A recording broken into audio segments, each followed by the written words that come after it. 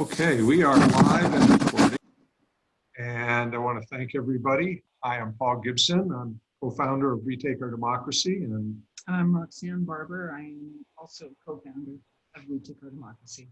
and today's Zoominar will focus on the New Mexico state water crisis and the degree to which we're pretty hamstrung in trying to address it. Our panelists tonight are Norm Gaume, who is the former Interstate Streams Commission director.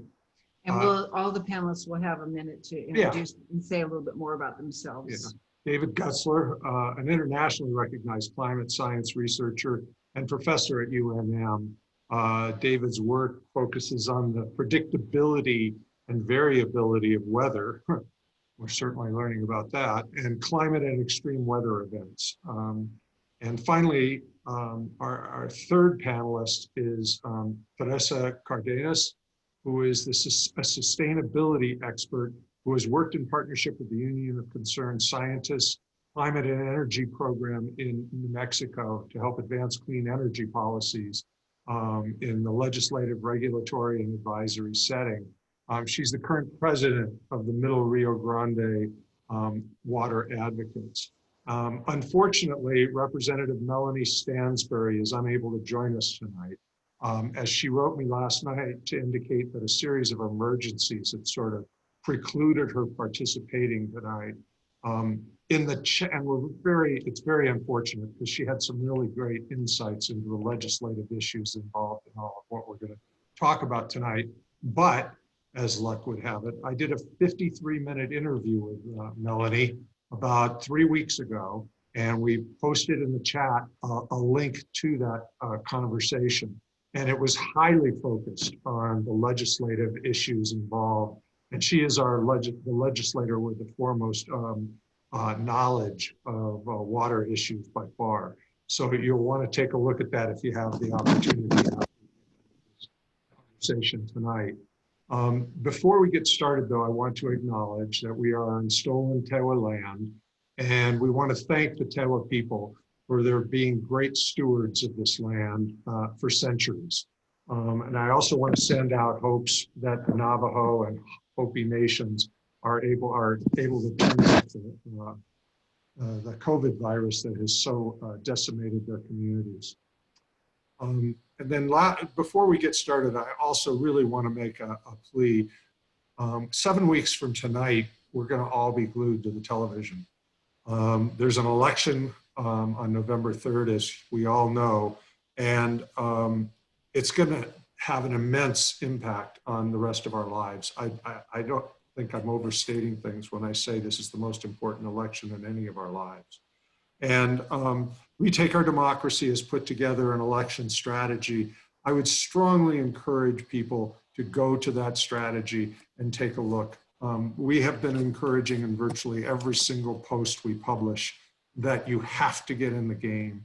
And we have some strategies, particularly our Get Out the Vote strategy, that is something you can do very quickly, but very impactfully. We have information about how you can influence key Senate races and swing states. And so I'd be remiss if I didn't say something about that tonight, because if November 3rd doesn't go well, what we're talking about tonight doesn't matter. We will have absolutely no leverage to do anything in this country. So if you just devote an hour a week, 2 hours a week, 10 hours a week to the election, it will be time well spent. Lastly, we are still working on our October and November Zoominars, but we do have a December 1st Zoominar with Speaker Brian Egolf and Senate Leader Peter Wirth. The election will have happened, and they will have a very good idea of how their caucuses shape up in the House and the Senate. They'll know who's remaining in the House and the Senate, who's new, and they'll also have a fair idea of the governor's legislative agenda. And so we'll have a lot to talk about with Peter and Brian on that evening. And so we'll have more about that in our blogs. Okay, and before we get started, just a couple things about the Zoom format. And a lot of you, I'm sure, are familiar with Zoom at this point, now that we're 6 months into the pandemic. But just to be clear, Attendees cannot speak. You are automatically muted, and we don't see you. We can see your names and see who's on and see how many people are on. But the only people who can speak and be seen are the panelists and the hosts. And speaking of which, if you on the black part of your screen in the top right corner, if you're seeing just one speaker at a time, you can click that to gallery view and see all the panelists and the hosts at the same time if you'd like to do that.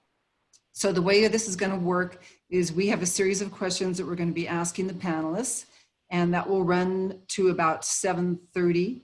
And at 7:30, we are going to be taking questions from the attendees. Please use the Q&A function for your questions, not the chat. I mean, feel free to comment and speak among each other on the chat. And if you see something on the chat as an attendee that you know the answer to, or that you can help somebody with, feel free to answer that. We're not gonna, if the panelists have time, they may respond to chat, but mostly they're going to be answering questions, and so they might not have a chance to do that. So, oh, and somebody's asking, they don't see the link to the interview with Representative Stansbury. It's just, I love that comment. Yeah, it's the very, if you scroll to the very top of the chat, we put that in, and that'll give you a video link to the interview with Stansbury. And if you're just now getting on the call, we apologize, but Representative Stansbury just contacted us last night and regretfully was unable to attend tonight. So you can learn a lot about what her plan is by watching that pre-recorded interview that Paul did with her. August 8th. Yeah, about a little over a month ago. So please use the Q&A function for your questions. That's at the bottom toolbar that's at the bottom of the screen. And you might want to wait a bit before you start asking questions, because we may wind up covering the topic that you're going to ask about. You know, maybe wait a half an hour or so, because this happens often. People will start asking, you know, using the Q&A right off the bat, and then it winds up being a question that we are going to get covered.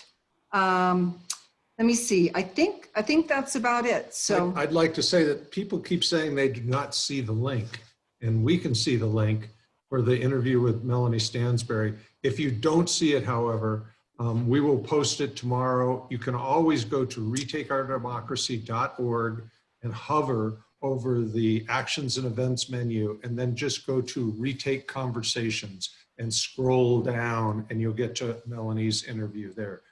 It's in chronological order, so there's about 5 or 6 of them in front of her. But I'm going to try it one more time. I'm putting this out to everybody. But we shouldn't probably waste too much time on that, because hopefully you're not going to listen to it now. We want you to listen to this. So okay. Do you want to ask the first question, Roxanne? Sure. Well, we like to let our guests say a little bit about themselves before we get started. So if each of you can take 30 seconds or so to just tell us about your involvement in water management and water issues in the state. So would you like to start, Theresa? You're muted. You're muted, Theresa.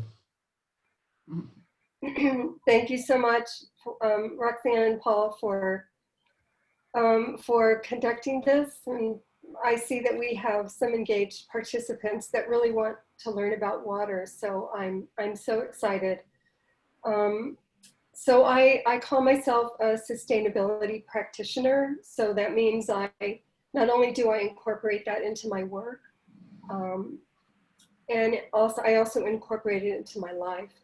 I am currently the president of the Middle Rio Grande Water Advocates, and that is a not-for-profit group here in the Middle Rio Grande.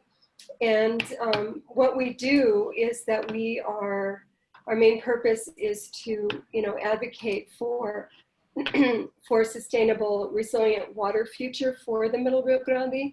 And we want to demand equitable and effective water planning and governance consistent with the best available science and laws that we have in place right now. Thank you. Dave? Hi, my name is Dave Gutzler. I'm a professor at UNM in the Department of Earth and Planetary Sciences. I study climate, and I'm interested in the processes that govern climate variability and change on seasonal and longer timescales.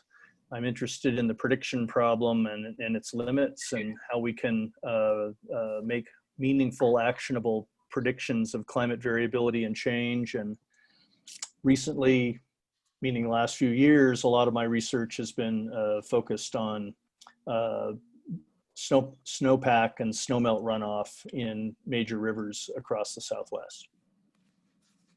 Thank you. Norm? Hi, everybody, and thanks for attending this. My name is Norm Gaume. I grew up in southern New Mexico. Swore I would never live in Albuquerque, but I've been here for 40 years. I have 2 engineering degrees from New Mexico State University. I'm a licensed professional water engineer. At one stage in my career, I was water resources manager for the city of Albuquerque. And I was responsible for the planning that destroyed the myth of the infinite aquifer under Albuquerque. I was director of the New Mexico Interstate Stream Commission. And in 2014, I turned into a water activist because I just really can't stand the way that we collectively ignore our water issues in the state. So I thank you, Paul and Roxanne, for putting this webinar on and bringing the major issue to people's attention. Okay, well, thank you all. In prepping for this discussion, Norm told me that David can succinctly lay out just how critical a crisis this is in about 5 minutes. And so we're going to issue that challenge. David, can you frame this for us? You'll have to unmute yourself first. Well, anyone who's lived here for a while knows that variability is endemic to New Mexico. And when we know from tree ring research that climate variability has been huge across the Southwest for millennia. So natural variability is enormous here. Big drought cycles and pluvial periods. But the climate is now changing in ways that go beyond natural variability. We see the climate changing and we understand a fair amount about why it's happening. And so with regard to water resources, climate change is going to have 3 major effects on the Southwest and New Mexico. For one of them is that the temperature is going up. It's already going up rapidly and has risen 3 Fahrenheit or so on average over the past half century. And that is causing rapid decline in snowpack, rapid increase in evaporation rates, a decrease in groundwater recharge, and therefore just the temperature change itself will have an effect on water resources. Secondly, a more energetic climate with warmer temperatures we expect on solid theoretical grounds to be more variable. We see that happening as well. That means that rainfall will tend to be delivered in more intense doses, and the dry spells in between the big droughts will also be more intense. And so if you combine warmer temperatures with more intense droughts, when those droughts happen, bad things happen. We know bad things have happened in the past from the archaeological record. Bad things are happening right now if we look west and see the West Coast states burning up.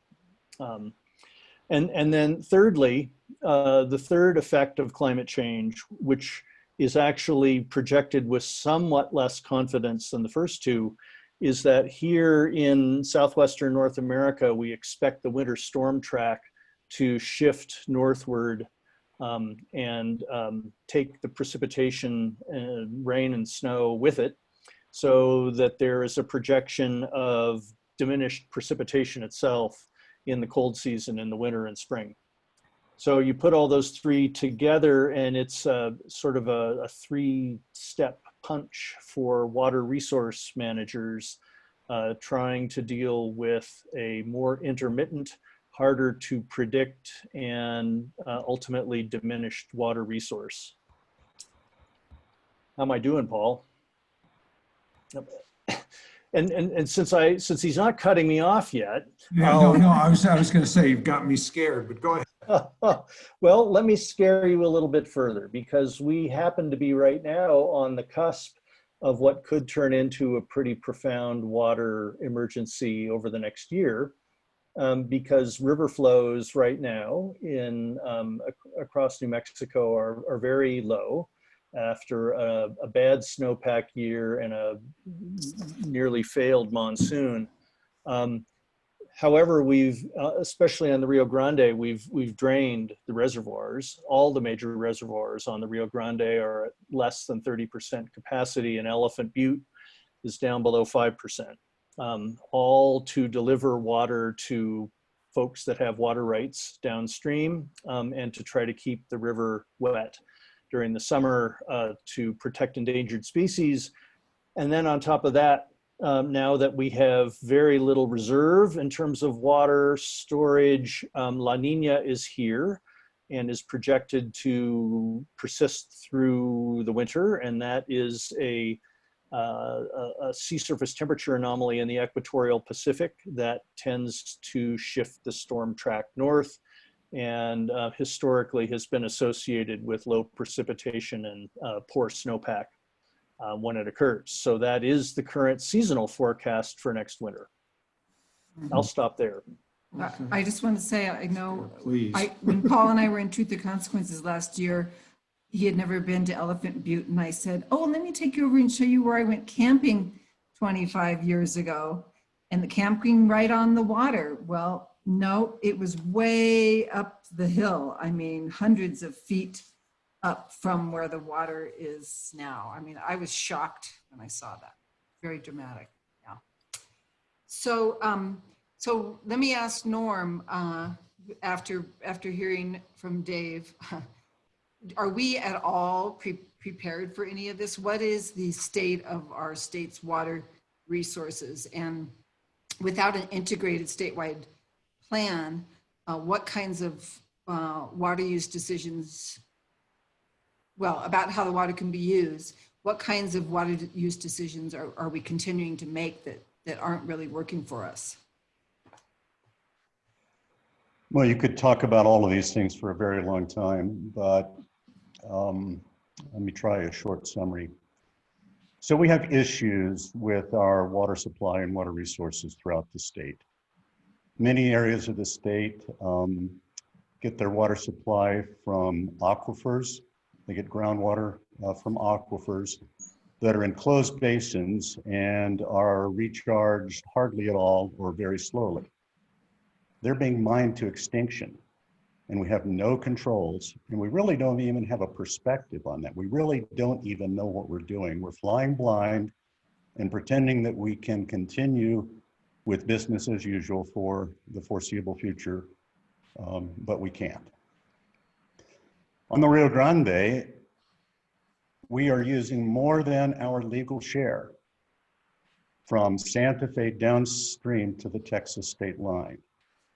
This year, because for the first time since 1990, we incurred a large arrears in our legally required water deliveries for use below Elephant Butte Dam. You know, we have to deliver water through the Middle Rio Grande. We have a legal commitment for use by New Mexicans, who actually get the majority of that supply, who live below Elephant Butte Dam, and Texans, and then the United States also delivers water to Mexico. So the projection is that we will be in arrears 100,000 acre feet at the end of this year. And for reasons which are very understandable and I think are good, we made a decision to release from El Vado Reservoir water that we're legally required to keep in storage because it's equal to the amount of our arrears. That's just the way the agreements work. But the state engineer got permission from Colorado and Texas, which he had to use that water instead. So instead of having that water stored, we've also used it up. We have no water plans that are worthy of the name. The 2018 State Water Plan didn't deal with any gaps between supply and demand. It was an exercise that was far from removed from what I call hydrologic reality, didn't even deal with it. Our collective decision as a state seems to be that we can get away with ignoring water planning and ignoring water governance, and that we don't need to bother about living within our means. So things are really, I think, pretty bad. There's lots of specific examples I could get into. I don't think this is the time, but perhaps later we can bring some of those up with regard, in answering questions or whatever. So basically, we're unprepared. I would say one other thing. In 2003, the legislature passed a bill that the governor signed. It became state law. And it said that compliance with our interstate delivery obligations is imperative. And it used several other terms that were really quite compelling. And it directed the state engineer to use his authorities to administer water to do the things that we need to do. Initial steps were taken in 2004, but basically nothing has been done since. So there's a law on the books that says the state engineer shall administer water so that we comply with our interstate delivery obligations and for other purposes that are named in the law. But that law has been ignored. We're not prepared for what's ahead of us. On that cheery note, so Theresa, there's no question but that we are in the midst of a multi-year drought, as David laid out, and taking shorter showers isn't going to get it done. There's clearly got to be a coordinated plan across the state, even a regional plan. And I've always said that a state budget, when we're talking about revenues and stuff, is a moral document. It would seem that in New Mexico, a water plan would almost be a moral document. To what extent are we distributing water today equitably, and what do we have to do to inject some level of social justice into our use of water? And also, you're the expert on sustainability, use of water that's sustainable. Okay, so I'm going to answer this in different pieces because it's an awfully long question. So the first piece of this, the first piece of this is about, consumerism or consuming water. And you mentioned the shorter showers. So the way I want to answer that is it's not going to make a dent. Just, watching our consumption in our own homes is just really kind of a small piece of this.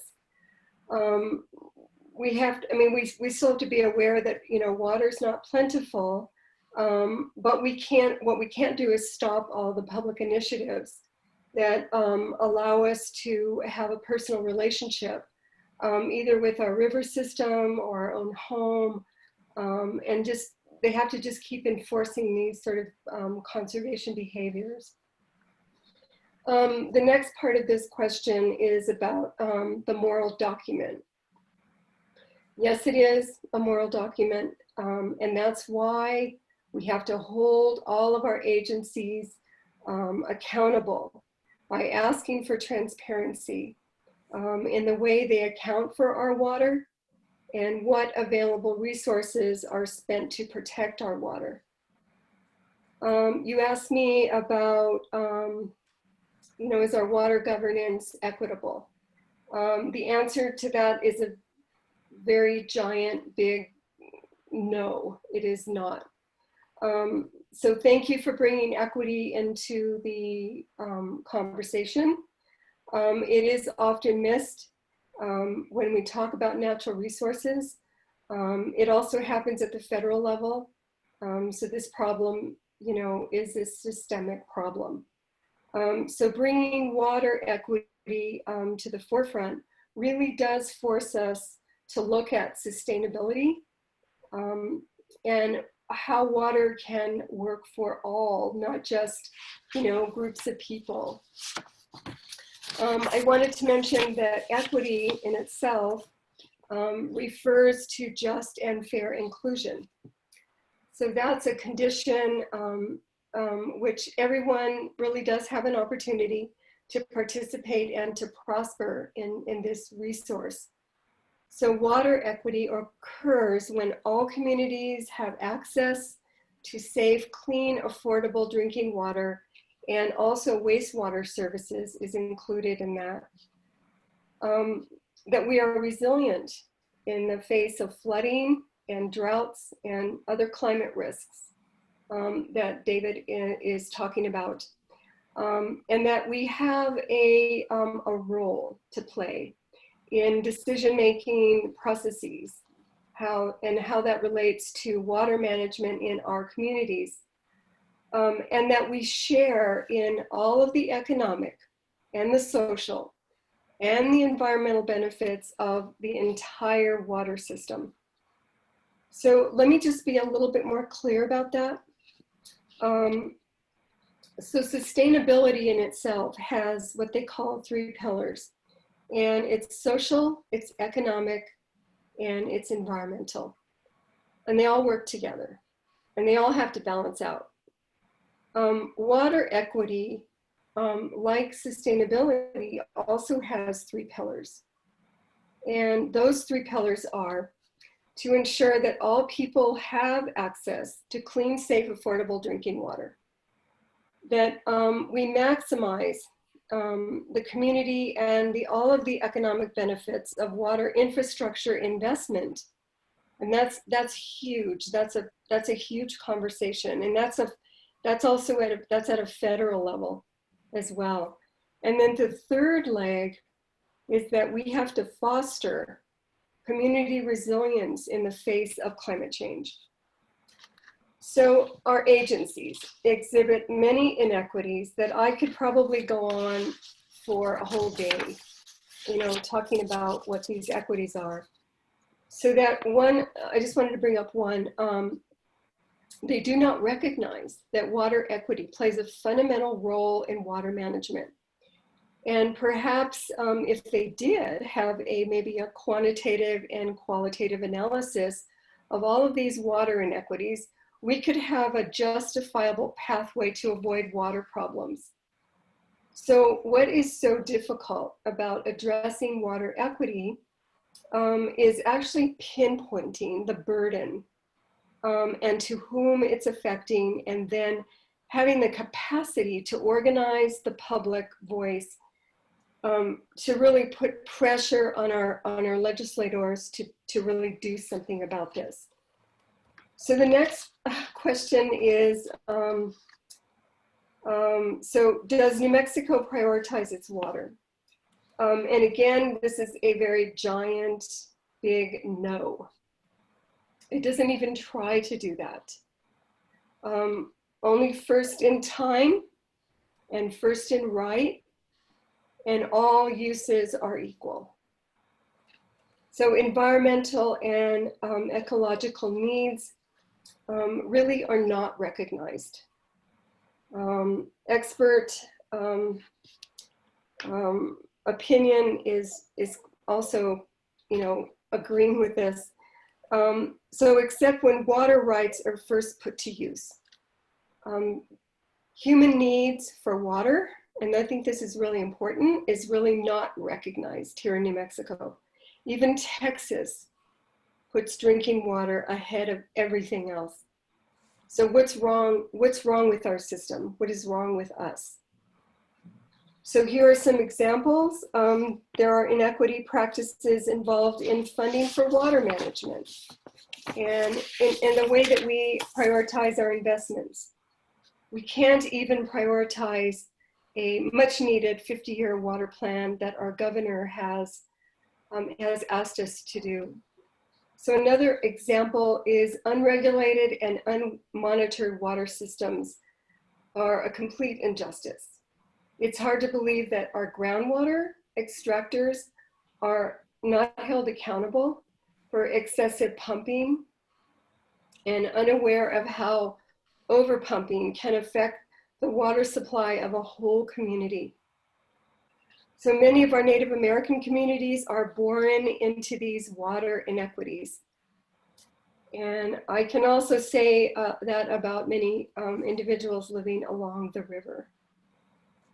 I don't even have, so we don't even have a holistic vision or guidance practice of how to prioritize.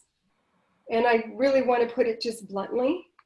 New Mexico is plagued with what is called, and this is really honestly a word that's used, is white supremacy water laws of disparity. And I'll say that again, white supremacy water laws of disparity.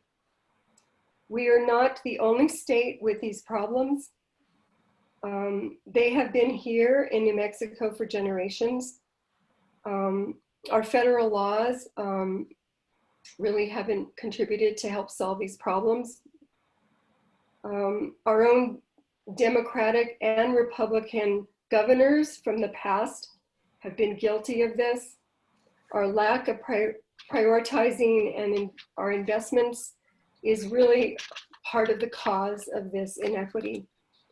So this is a time when inequity is being exposed, and our water issues are now really coming to the forefront. And one example is, and we're watching it right now, is the intersection of climate change, equity, and health. And we see this played out in the COVID. We have water affordability and equity issues during COVID related to water shutoffs. Just by finding pockets of water inequity problems will and can help stop this spread. If somebody could just take notice of that. We must discover these discrepancies and we must address them. Should there be a law, to stop shutoffs during the pandemic, or a law, to bring needed water to some of these communities? So there is an opportune time, it's right now, to better understand how our water system is interconnected with our food system, with health, with our livelihood, and with our well-being. This is also a time to improve our water literacy on communicating all of these hidden inequities. And the last piece of this is about what's going to happen in the short term and what's going to happen in the long term. So in the short term, Norm mentioned the compact.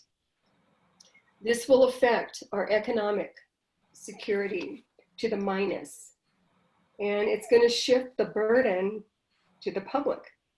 And this notion that we will meet the compact one year and then the next year you don't meet the compact, it's going to gradually worsen over the long run. And what it's going to cause is a feeling of helplessness, and we're going to be victimized.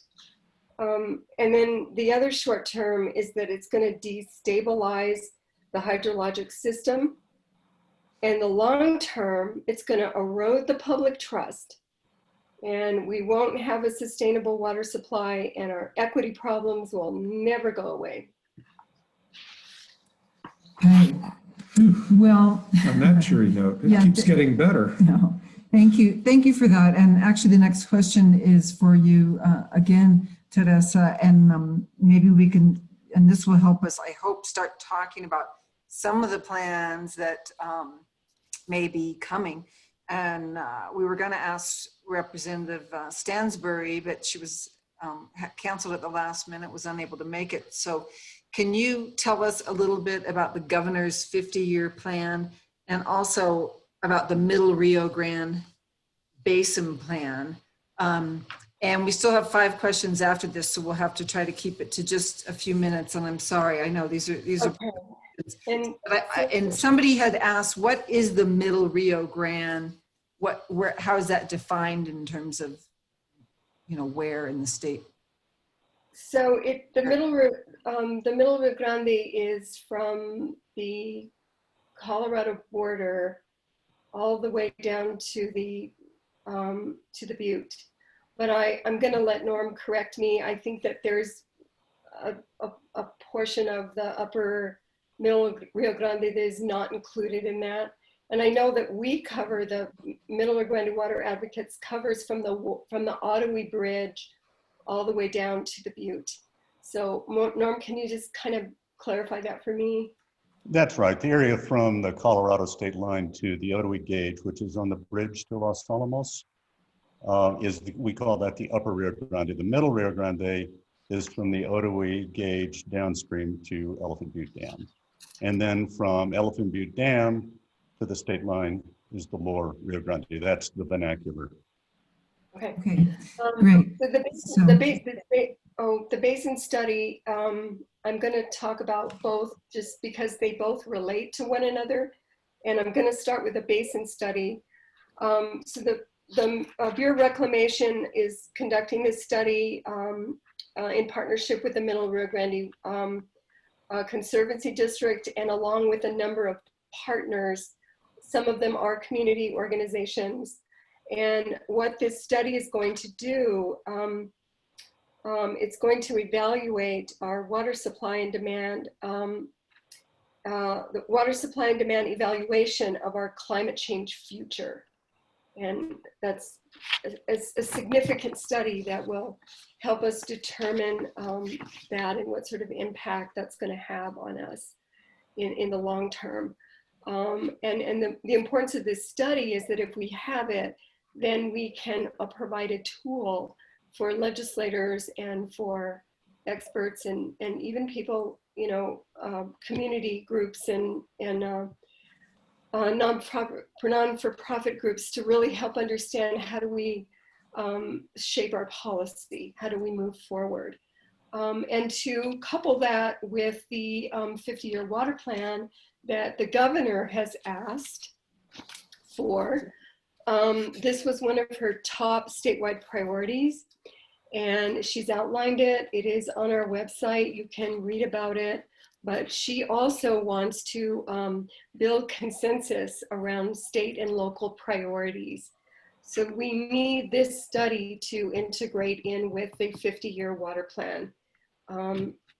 So with that, I will pass it on.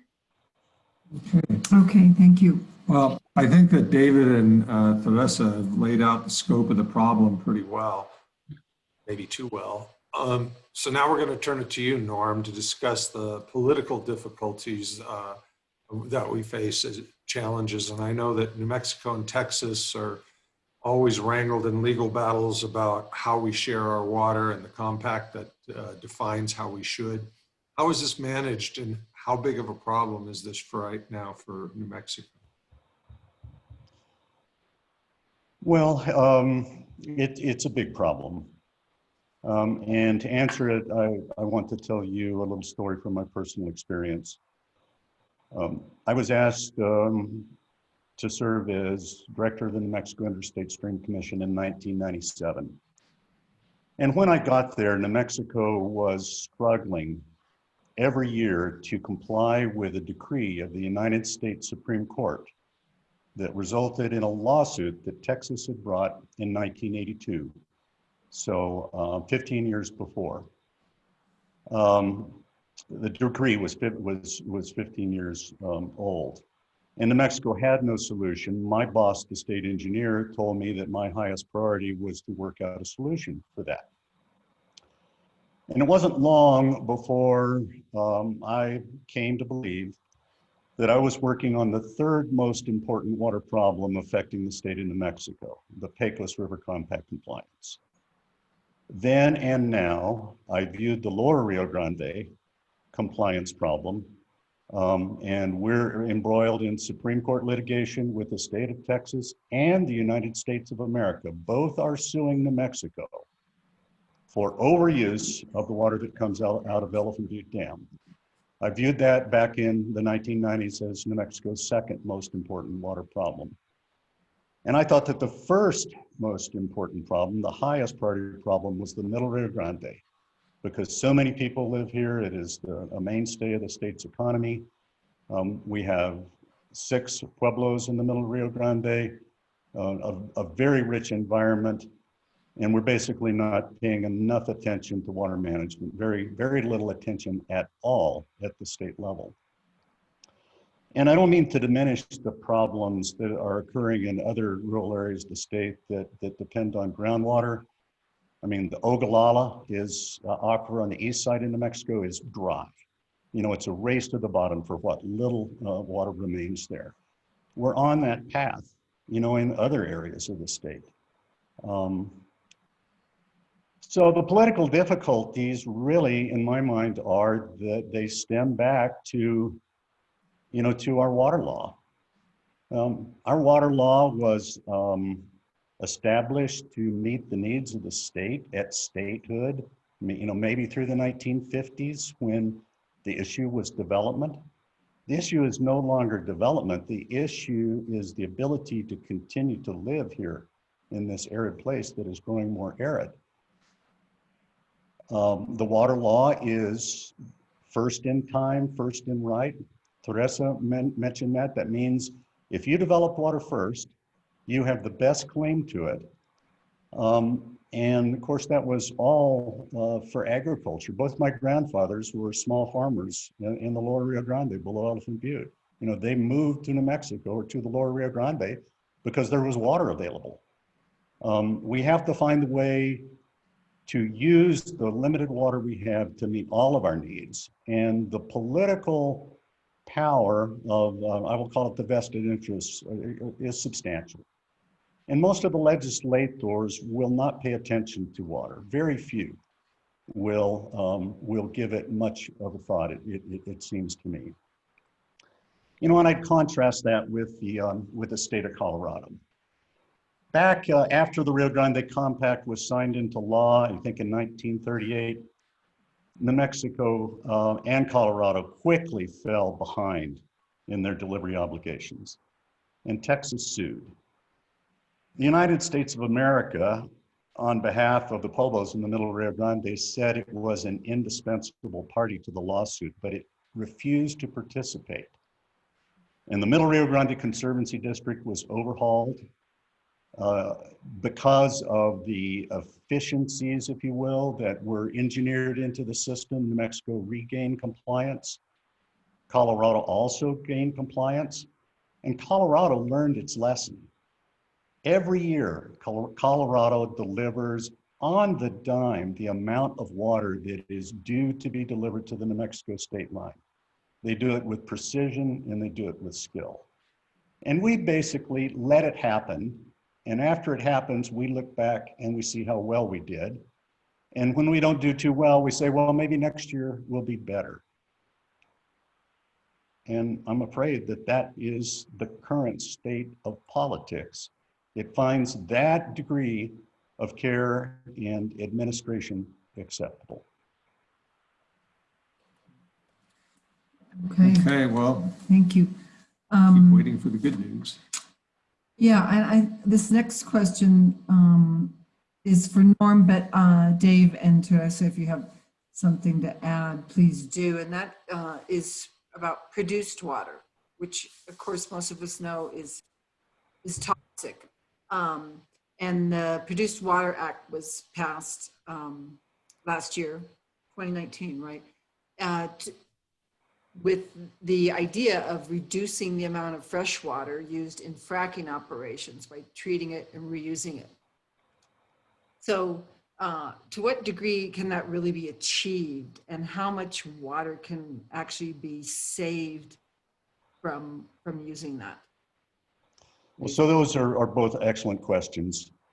I want to mention that I am a member of the Technical Steering Committee of the Produced Water Research Consortium, which is basically New Mexico State University and the New Mexico Environment Department. They appointed a technical steering committee to give them advice.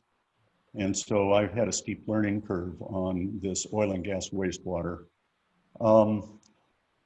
An attorney for Marathon Oil testified at the August 4th Water and Natural Resources Committee meeting of the legislature. And she said that she was the author of the Produced Water Act in its original form, and that the intention was to reuse oil and gas wastewater within the oil and gas industry to reduce, in lieu of fresh water. Instead of using fresh water, they would reuse their wastewater.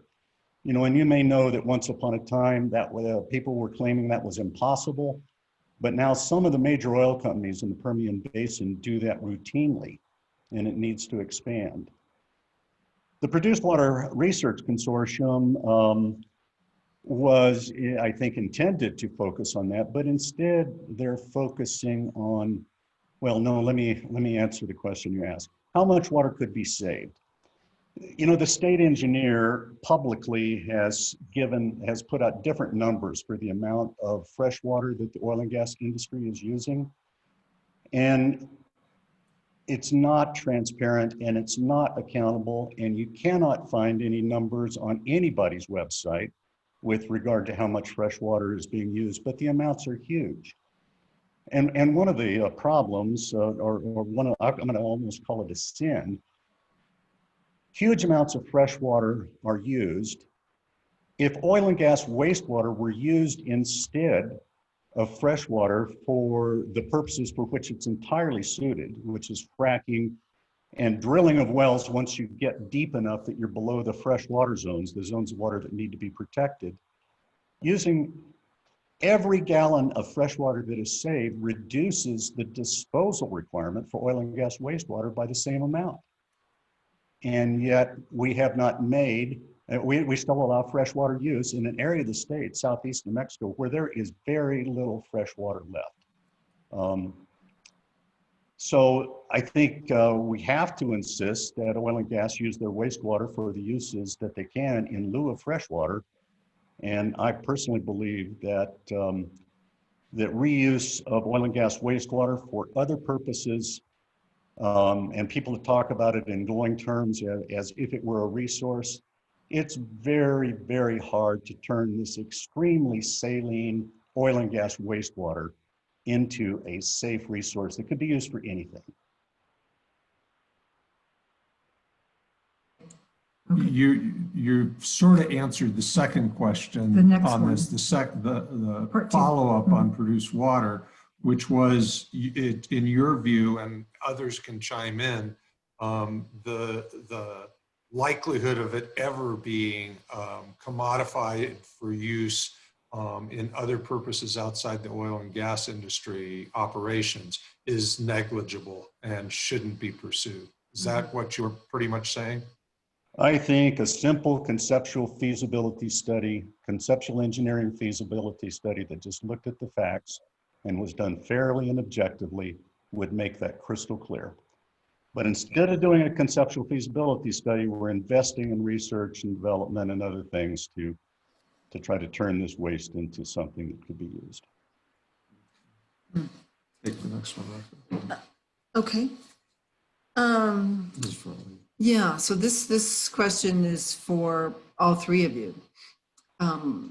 What are the 2 or 3 most effective, most impactful steps that the state could take over the next year or so to improve our water situation?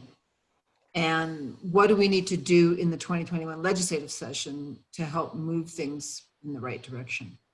Maybe let's start with Dave, because he's been kind of quiet for a while.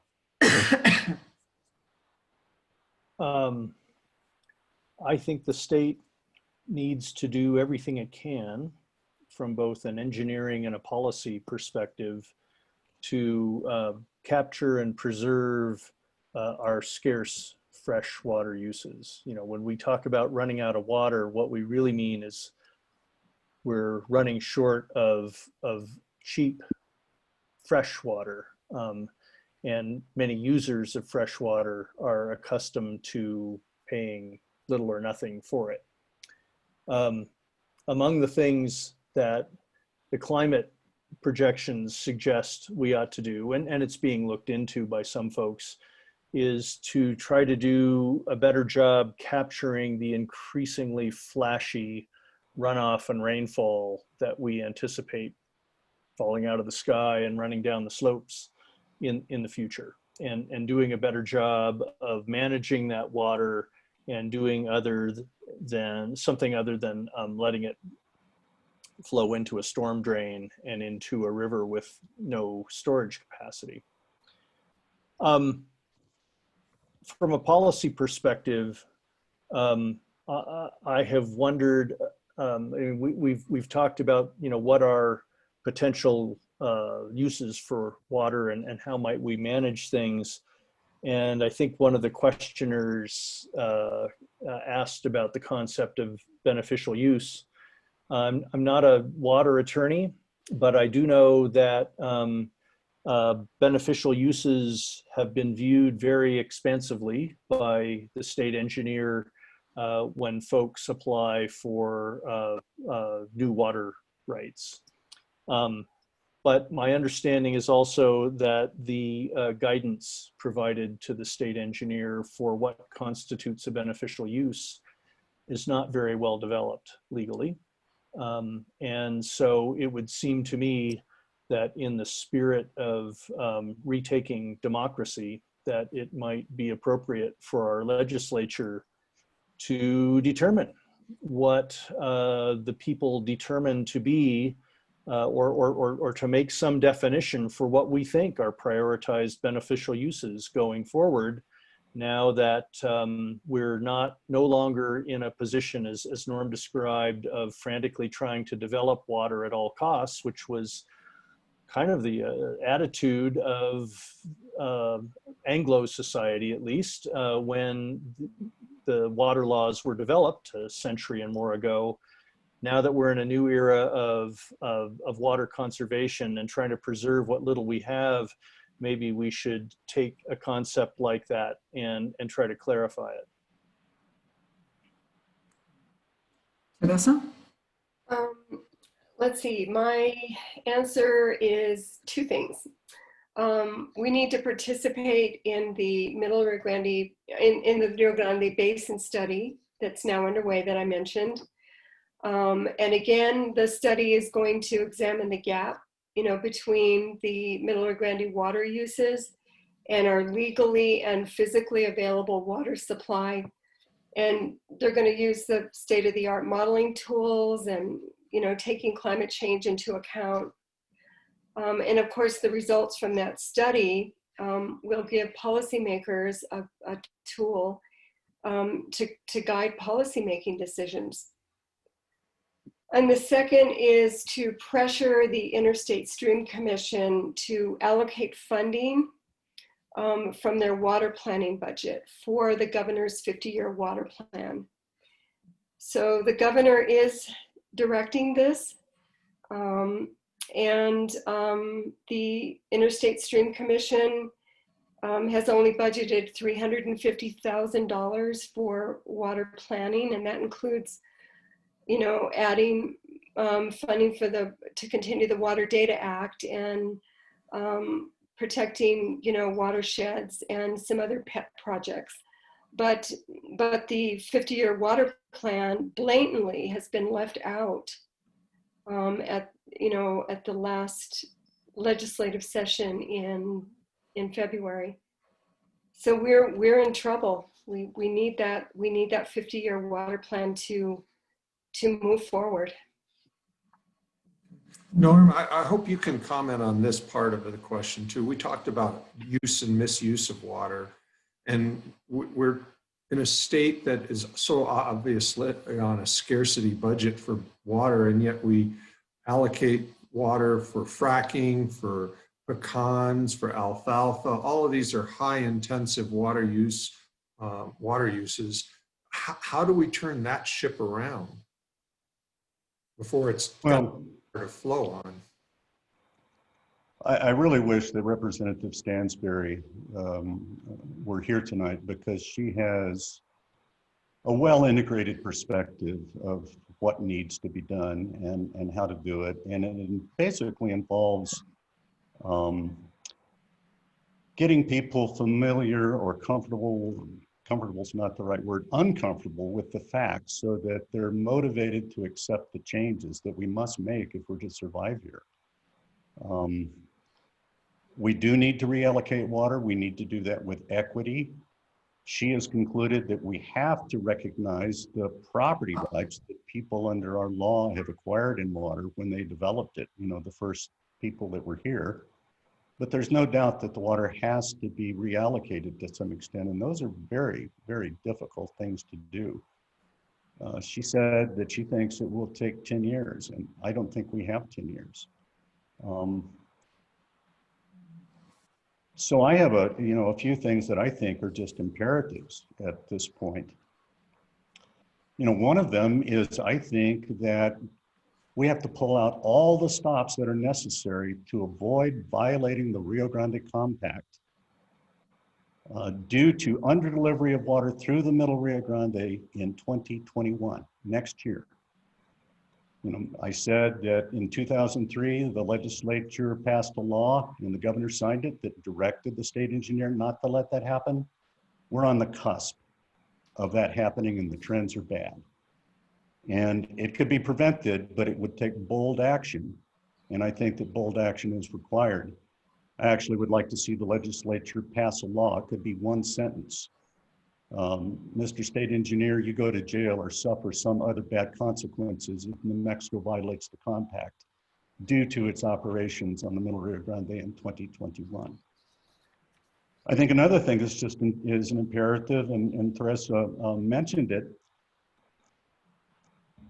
The Interstate Stream Commission and the governor requested money for water planning from the legislature that the legislature did not appropriate, even though they had oil and gas budget surpluses. You know, they didn't bother. Nonetheless, the Interstate Stream Commission has a $350,000 budget for water planning. $350,000. Well, that's not a huge amount, but it's not chump change. But people should go to, well, it's very hard to do, but if you were to read the Interstate Stream Commission's work plan, which they approved in May of last year to spend that money, I think you would agree with me that what they plan to do is fritter it away instead of taking a directed approach to use those resources for the maximum benefit. You know, to get a start on this 50-year water plan, to begin to get a grip on the situation. So I think that those issues rise to the top. And then I think just in general, somehow we have to start this shift, and I think this is sociological, where instead of ignoring facts and science, we insist on decisions that comport with hydrologic reality. You know, and to the extent we don't understand hydrologic reality well enough, well, we better invest in understanding it, because it's going to kick us in the tail if we don't. The second thing is we have to face our problems rather than continue to turn our back on them and ignore them. And that's what I believe that the legislature and the agencies would disagree. But if you look at this, if you look at the facts that I've outlined in the substance, I would say that the major issues are not receiving the attention they need. Now, I have to say that the Martinez administration cut the state's water management agencies past the bone. I mean, there's not much left, and they've had mass resignations of staff. And the very sad thing is the legislature and the governor have not restored those resources to the state water management agencies. I mean, it's just an appalling situation. So if we are going to do anything, you know, to get a start on this next year, it basically would be to treat our water problem with the urgency that it truly deserves. Well, we're at 7:29. We have the only one question left, and that's where people can get information from you.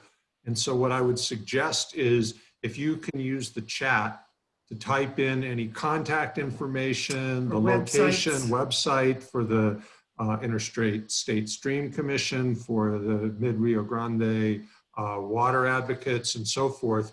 And then we have a daunting task ahead of us, folks. We have 41 questions in 30 minutes. Yeah, and we just had 8 questions for an hour. So, Right. But do you want to give them like a brief moment to say what can people do, individual people in the state of New Mexico, to advocate, or what's the most important thing people can do to help, move things in the right direction? Well, I would say they need to engage in democracy. They need to make their views known to the elected officials, the people that represent us. They need, the people that represent us need to hear from everybody that they must pay attention, that it's crucial to our survival. And Yeah, another action is that water literacy. You can learn more about it, learn more about the issues by going to our website. And I think I put that in the chat, and that'll give you all some of the issues that we've talked about today, and just get familiar with them, comfortable with them, so that you can pick an issue that's something meaningful to you. And then I think that will help. And then the other invitation we have is, if you feel interested in the basin study, we are leading the community groups, so we can always accommodate you, and you can let us know, and I will put our email addresses in the chat. okay, great. And Dave? I'm thinking long-term, which is what I do all the time. I would like to see an even greater emphasis on educating our kids about water. Every child growing up in New Mexico should know where our water comes from, and the basics for what the limits of our water supply are, and what we as a society ought to be doing about that. And I'm optimistic that if we did that, then some of the sociological impediments to managing water with a more long-term view would be ameliorated within a generation. Okay, great. We're going to go ahead and get to the Q&A now. And I just want to tell everybody, thank you for being here, and thank you for all of your questions. We never are able to get to all of them, and there's 43 now, so we'll do our best.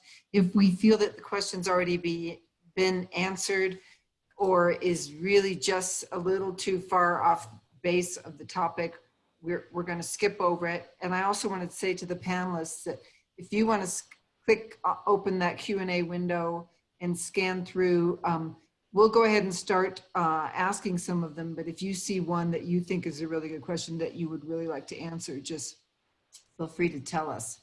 So the first one is for you, Dave. Someone said he heard you testify at the state legislature that stream flow in New Mexico would be reduced by 25% in 10 years. But that was, I guess, some years ago. So is that a similar expectation now, or is it a worse scenario? Yeah, and to be a wonk, the answer, of course, depends on which river and the specifics of any particular watershed. As a rule of thumb, when I look at natural variability, of long records derived from tree rings of just the kind of decadal variability we have seen in the record, that's on the order of 25% over decades. So, up 25% up and down is what we have come to expect, or what we ought to expect if we're to avoid the fates of past societies that have been, sorely stressed by extended droughts. The there are credible, and I would say on the high side of projected reductions in stream flow in the major snow-fed rivers that are on that order by the end of the century. And many more. It's a very difficult thing to constrain quantitatively. There are many other kinds of projections that show an average decline of anywhere from 10 to 20% over the next 50 to 70 years. And so what that means is that by the late 21st century, the average reduction in projected stream flow will be the equivalent to what we and previous societies that have lived in the Southwest have come to regard as extreme drought. And if I could just follow up for a moment with one of the other questions on the chat, which was how bad the current extended drought is compared to the historical record. In the tree ring record, if we're defining drought as just a shortage of precipitation, then we can find worse droughts in the historical record some centuries ago before we had stream gauges on the rivers. So we know from history, reconstructed history, that the current extended drought would not be unprecedented for it to last another decade. And that's a very difficult thing to project the end of that. So we've seen, I haven't, but the folks that have lived here in the past have seen worse in terms of precipitation deficits. What's a little bit different now is we think the temperatures are warmer, so the trend toward aridity makes the same amount of precipitation deficit worse in terms of water resources. So things could get worse. I don't expect the decadal ups and downs of precipitation to go away. So we could get some more wet years, but in the presence of the climate change that's ongoing, the effect of those wet years won't be as effective in replenishing rivers and reservoirs compared to cooler epochs of the past. Thank you. And I just want to mention the first question you answered was from Tony Davis. So I want to let attendees know that if we've already answered one of your questions, we're going to skip over to a question of someone whose question hasn't been answered. And if we have time, we'll come back. So I think Mr. Davis asked another question that I can give a one-word answer to, and that's yes, about the Hadley cell. But we can talk about that. Maybe when we get offline, I can find out what Yeah. the Hadley cell is. Greg Corning asked a question. Teresa had something. Oh, Theresa, did you have something you wanted to add? Oh, yes, there is a question in here that I think is relevant and very important to the topic of, talking about solutions and how do we get there? I mean, we've given them all the ugliness, but now I think to leave it on a lighter note that there is a pathway there. And it's, I believe it's Nate Downey asked a question about aquaponic systems and their usage in our, on our farms in our agriculture. And because of the fact that agriculture is a huge water user, that, heading towards down that policy path of trying to help with efficiency is really important. And I just wanted to mention that Representative Stansberry has a working group or individuals gathering together to give her legislative ideas for this next session. So if there's anyone that wants to participate in that and have discussions about solutions, I will leave, I guess, I don't know how to pass this on, and Just send it to me after we get off, and I'll make sure it's all posted. okay, all right. Information. So thanks, Nate, for your question. Yeah, thanks. We've seen this hydroponics out at SFCC. Mm-hmm. Oh, we may not get to a second question. Go ahead, Norm. Well, I actually was going to answer a different question, and it had to do with the efficacy of conservation. Getting our per capita use, say in Albuquerque, even lower. Albuquerque's done a phenomenal job with conservation. It's cut its water use in half. It's going to have to do that again. and maybe again. The question had to do with how much water can we live on? And the question, I mean, the answer, hopefully we won't get there, but we don't need very many gallons per person per day, you know, to live on. It takes more to sustain our economy. You know, but I'm a big rafting fanatic, and when we go on Colorado River raft trips, we live on a couple of gallons per person per day. You know, when I go camping in my van, I don't use much water, but I'm not watering plants, and I'm not growing food, and I'm not doing all the other, I'm not sustaining an ecology or our environment. We have to figure out what our water budget is. And then we have to figure out how to live within that budget, just like we do financially. Right. Well, I'm going to get to at least one more question, and that is a report I saw today, and also Greg Corning saw.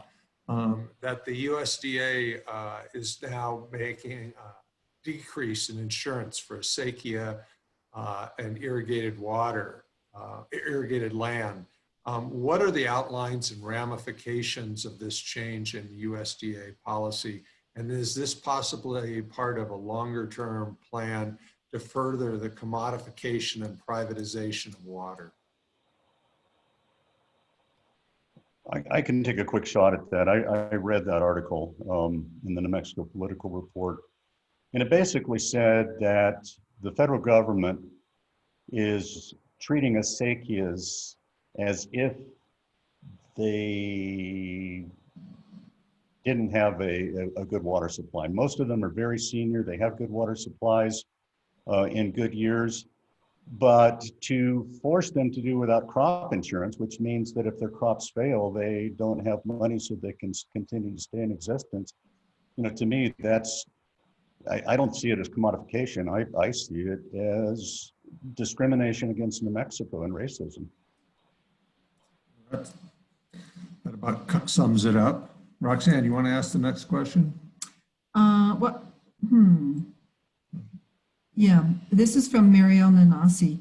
How is oil and gas contributing to the water shortage and water quality, including possible contamination of aquifers? Anybody want to try to answer that? Well, I believe the aquifers and the oil in the Permian Basin are basically being destroyed. I mean, there wasn't much water left in them anyway, and the water extraction for fracking has dramatically increased the water use. One of the stories I was going to tell you was about a water right for potash mining on the Pecos River that had not been used for decades when I was Interstate Stream Commission engineer. Under the Martinez administration, portions of that water right were resurrected and were transferred for use in fracking. You know, and this is, they're taking, the reason there wasn't, I think, water use for many, many years, decades in a row, was because there was very little water in the Pecos River. But we solved that by solving the Pecos River compact water delivery problem. But then the next state engineer gave a big chunk of that water away. And the current state engineer is supporting that decision because in court, because to agree with it would be to admit that the state engineer was wrong. And of course, the state engineer, in the view of the state engineer, can never be wrong. That wasn't the question, was it? The question was how are they affecting enormous amounts of fresh water being used? There's no accountability for that. We don't know how much water is being used, but what we do know is in a very water short area of the state. And then the record of the oil and gas industry with regard to their wastewater is just horrendous. 3 significant oil and gas wastewater spills a day, spilling this extremely saline and contaminated water out over the surface of the land. You know, so whatever groundwater may exist under those areas is exposed to those spills. There are hundreds and hundreds, there are thousands of those spills. And today they're not even illegal. It's not illegal for the oil and gas industry to spill its wastewater. So We want to just acknowledge Basia Basha. made the Comment that we had claimed that this was a very good representative panel, and in so many ways it is, but we do want to acknowledge the absence of an Indigenous voice as part of the panel, and we will try to do better next time. Yes, absolutely. So Bill Bright asked, are you aware that the San Juan pipeline to Gallup has been postponed for several years? The city is looking for money to drill more wells in response, but they have no plans to limit water use. Is there more to that question? Or is that... No, I think that's it. Panelists, do you know something about that? I was unaware that that critical pipeline had been put on hold. You know, it's crucial for the public health and safety of the people in Gallup and in the Navajo Nation along the way who will get water. And to delay that project is racist. Yeah. Okay. So Sigmund Silver is asking a question that I hope makes sense to one of you because we're not sure what it means. How can planning based on withdrawals rather than depletions make any sense? That's a technical question. When you pump water from the ground, part of it is evaporated and disappears. It goes away. It's no longer available to us. Part of it is not evaporated. And the fate of that water that is not lost to evaporation is very different depending on the geographic setting and the particular use. And the short answer would be that planning wouldn't make any sense unless both diversions and depletions of water were taken into account. Okay. And Susan Haynes has asked what each of us can personally do, but I think we pretty much I think that covered that, unless any of you have thought of something that you didn't mention that you want to mention. And she probably just posted the question before we got toward the end there and actually answered it.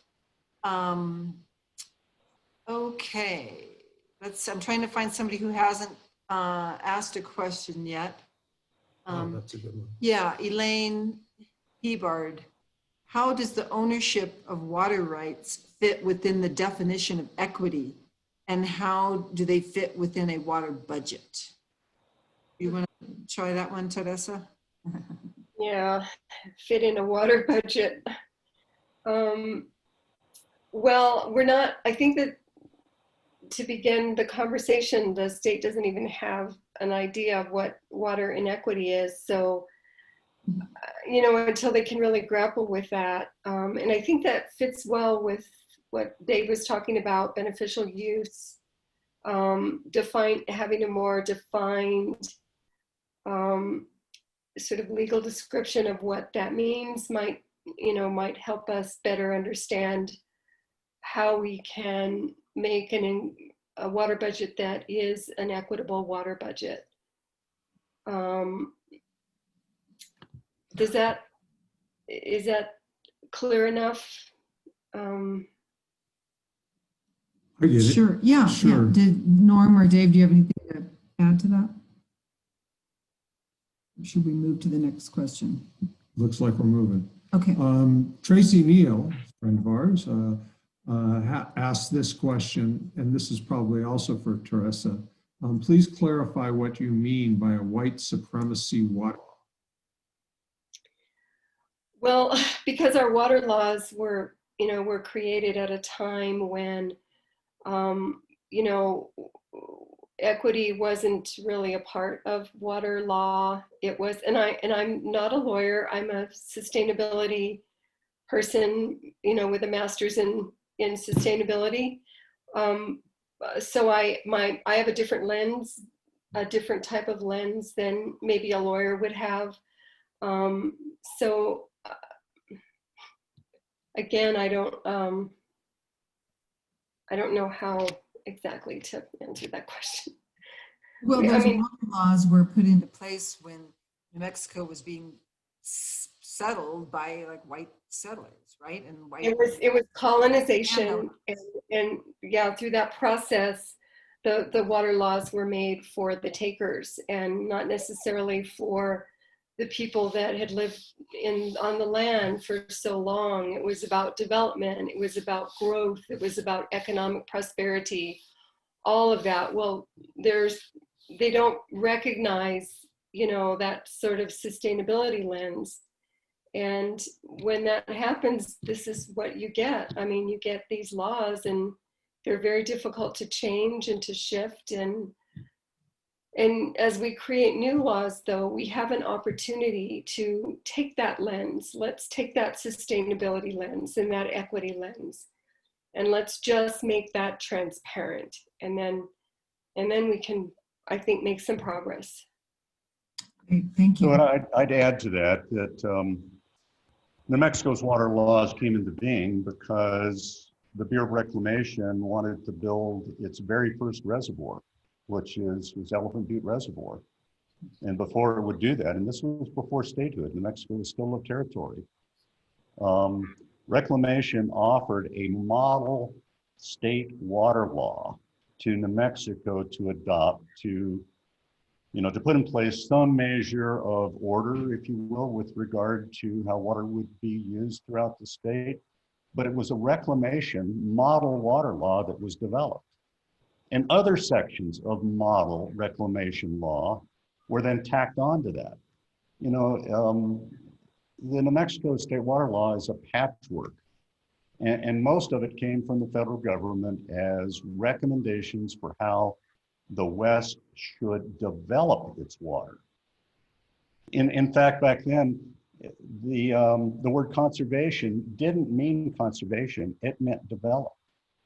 And the word conservation is still in the Interstate Stream Commission's mission, but it doesn't mean conservation, it still means development.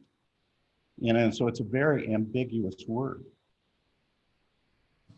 And I'd like to add to what Norm is saying about our compact. When our compact was created, we didn't have climate change. We didn't have the population that we have right now. They didn't have anything. They didn't have science. They didn't have. So, we're working with these old laws, and we're trying to fit into that. And now with all of our challenges, it's very difficult, to work with these antiquated laws and antiquated ways of managing our water. But I have to add that it is inconceivable to me that we would be better off if we tried to renegotiate the compact with Colorado and Texas and reapportion the waters.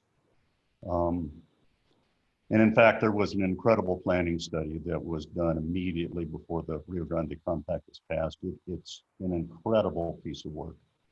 I'm not sure we could replicate that today with our modern technology. They did so much, but the important thing is the Rio Grande Compact divides the waters of the river, between the states. And in New Mexico, it divides the waters of the Rio Grande between various regions along the river in New Mexico. It's our moral duty to comply with the compact and deliver downstream the share of the share of water that the people down there are legally obligated to receive. I mean, when we don't deliver water to Elephant Butte, we're not delivering water that 57% of it belongs to New Mexicans. Okay, so we have a question from Kathy Wooten. Hi, Kathy. She's an activist pal of ours down in Las Cruces. Where are the culture or profit incentives of our agricultural sector being addressed? In Doña Ana County, we have more and more farmlands put into pecan fields year after year, actively going. How can the farming community become part of the solution? It's a great idea. It's a fabulous idea. David, do you want to take a shot at it? You haven't said much for a while. But You saved a good one for me. the way I might punt on that question is that I think the engagement of the agricultural community in the Mesilla Valley and along the river south of Elephant Butte, south of Caballo Dam, may be defined for us and for them by the outcome of the ongoing Texas versus New Mexico Supreme Court case. Norm has referred multiple times to our our lack of to the fact that we haven't maintained our moral obligation to deliver water to Texas. What's really at issue is the interaction of surface water withdrawals and groundwater pumping south of Caballo Dam within the Elephant Butte Irrigation District. So my own predilection as a citizen of New Mexico is I think we all would be better off and it would help our planning efforts if we could resolve that lawsuit sooner rather than later. And I don't know to what extent the legislature can help push along a potential settlement to that lawsuit, but I think we're kind of stuck in terms of long-term planning until we actually know how the Supreme Court or how a negotiated settlement will prescribe how we manage water between Caballo Dam and the state line. And then that will affect agriculture, to get back to the question, in southern New Mexico profoundly. So this is a kind of a small scale agricultural question from Kenny Mann. And he asks, I'm trying to be food independent by growing my own vegetables, but it is absolutely not cost effective as my water bill was $343 in August.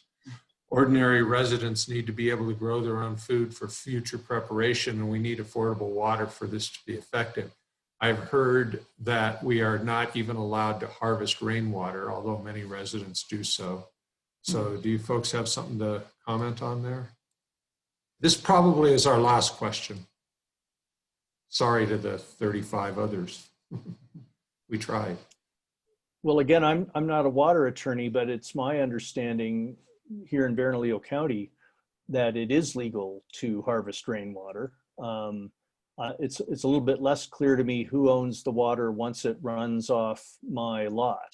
And I know that's been the topic of discussion between the city and state.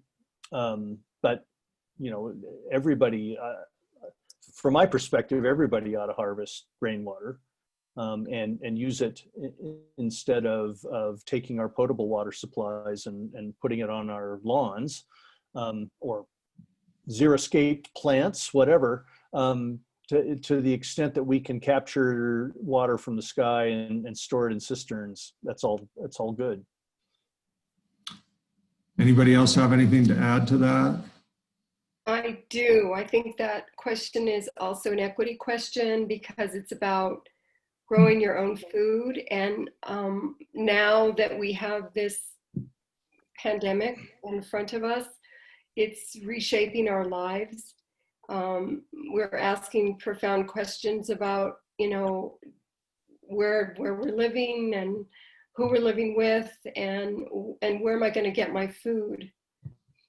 So more people are wanting to grow, you know, their own food in their backyard. So perhaps we need, you know, a new way of allowing those people to do that without it, you know, causing a burden to their family economic situation. Well, and I would add that if I heard correctly, $300-something a month for a water bill. You know, that's, you know, if you translate that into gallons per capita, that's a lot of water for a city resident. And I think that what I want to emphasize is that we're in this together, folks. We all share the same water supply, and it has limits.